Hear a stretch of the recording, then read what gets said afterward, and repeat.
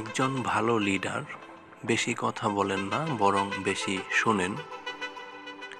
নেতৃত্ব মানে শুধু সামনে দাঁড়িয়ে কথা বলা নয়, মানুষকে ভেতর থেকে বোঝা।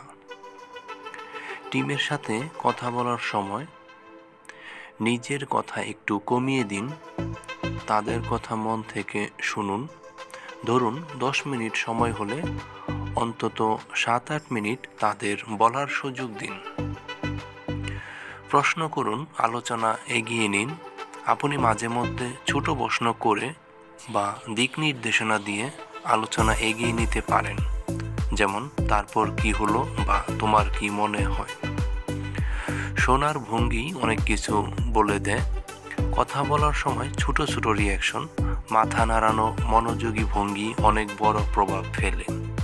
এতে তারা বুঝতে পারে আপনি সত্যি শুনেছেন, শুধু শোনার ভান করছেন না। গুরুত্ব দিন, দায়িত্ববোধ তৈরি হবে। যখন মানুষ অনুভব করে তার কথা গুরুত্ব পাচ্ছে, তখন তার মধ্যে স্বাভাবিকভাবেই দায়িত্ববোধ তৈরি হয়। তখন কাজটা আর শুধু দায়িত্ব থাকে না, নিজের মনে করে করার ইচ্ছা জন্মায়। আর এখান থেকেই তৈরি হয় প্রকৃত ওনারশিপ।